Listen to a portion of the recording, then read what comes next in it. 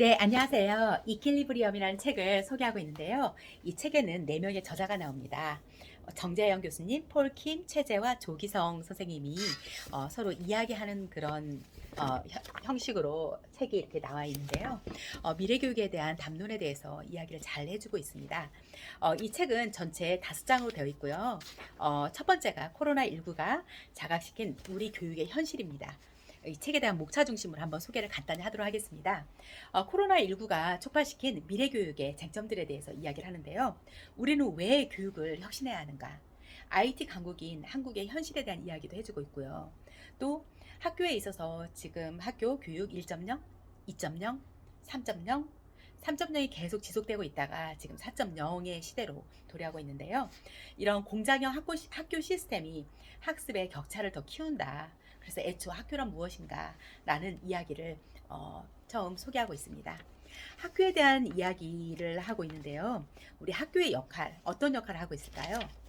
어, 기존에 코로나19가 오기 전에는 부모님들은 학생들을 학교에 보내면 학교에서 어떤 보호 기능을 하고 있기 때문에 되게 좋아했잖아요.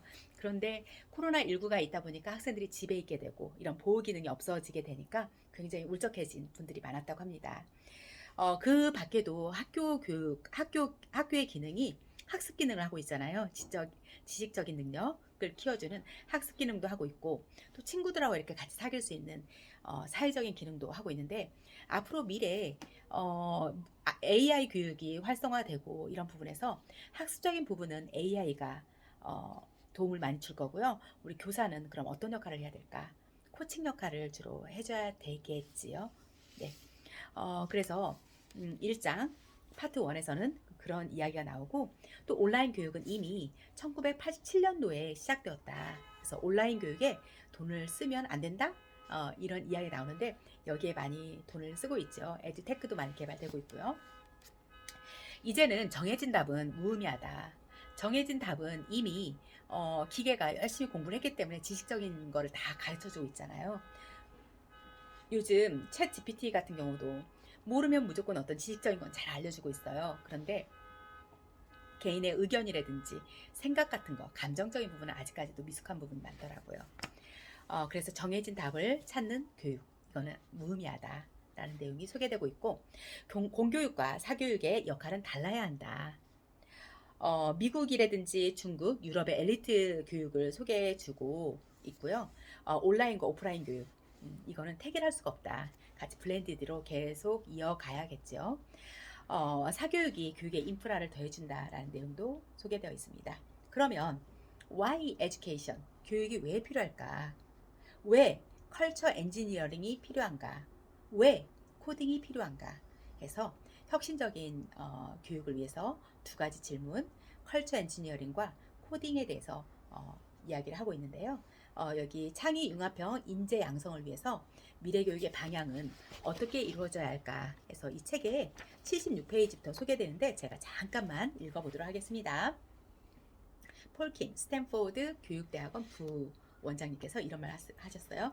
안녕하세요. 폴킴입니다. 저는 현재 스탠포드 대학교 교육대학원 부원장이자 최고 기술 경영자 Chief Technology Officer를 역임하고 있습니다. 스탠포드 대학에서는 여러 개의 팀을 운영하고 있는데 그중 하나로 교육 분야의 기업가들을 초청하여서 발명품과 벤처 스타트업 투자 유치를 주제로 교수진과 학생들에게 조언하는 기업가 정신 프로그램을 운영하고 있습니다. 디지털 교육 혁신 팀에서는 혁신적인 수업 방식, 학습 모형을 연구 개발하고 있고요. 분기별로 교육 혁신에 대한 뉴스레터도 발행하고 있습니다. 에듀테크 솔루션 개발팀과 에듀테크 지원팀도 함께 운영하고 있습니다. 스탠포드 대학교에서는 2001년부터 제가 근무하였고요. 90년대는 교육공학 박사과정을 이수했고 온라인 학위 프로그램과 온라인 교육 관리 시스템을 개발했습니다. 해서 창의 융합형 인재 양성을 위해서 이 폴킴 교수가 이런 글을 썼습니다. 인공지능 이야기를 하고 있는데요. 실리콘밸리 이야기를 해주고 있습니다. 실리콘밸리에서는 이런 연기에 갇혀서 지구 종말의 영화 한 편처럼 보였습니다. 몇 주가 지나도 연기가 있어서 하늘이 주황색으로 물들었고 심하게 오염된 공기로 가득 차 있었습니다. 산불 진화가 있었고 실리콘밸리가 전 세계에서 대유행하고 있는 가운데 코로나19가 유행하고 있는 가운데 실리콘밸리는 또 다른 어려운 점으로 대형 산불이 있었다고 합니다. 여러 대의 헬기가 리뷰 힐뷰 공항에서 발화 지원자를 싣고 서둘러서 화재 현장으로 오고 가기를 반복해서 했습니다.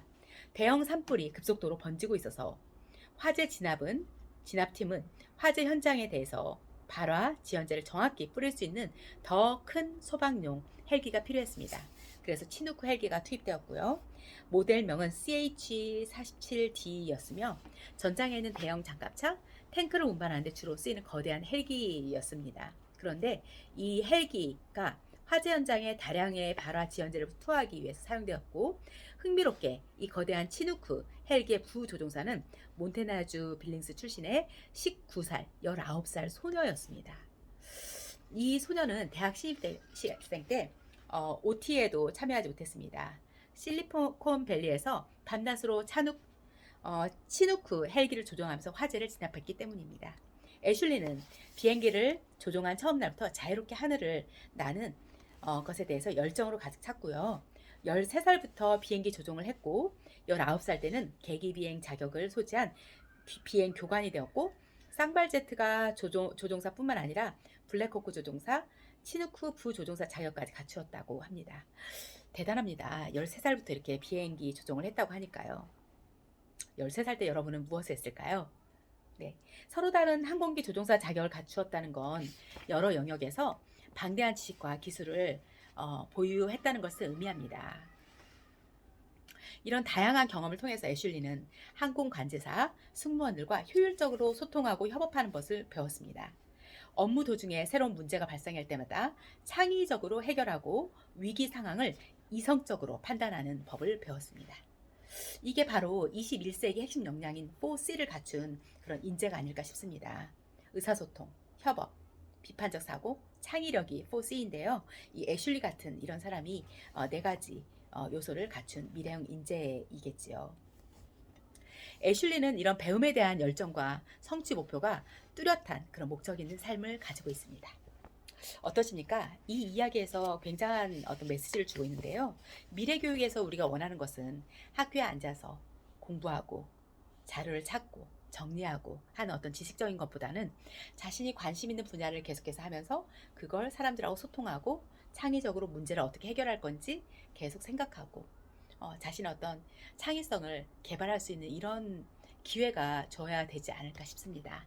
여러분, 미래 교육에 대한 거 지금 현재 어떤 균형이 파괴되고 있고 디지털 전환 시대가 이루어가고 있는데요. 이런 미래형 인재 양성을 위해서 우리 교육자들이 특히 그런 부분에 대한 생각을 많이 하고 또 그런 인재를 키우기 위한 사고의 변환이 필요한 시기입니다. 네.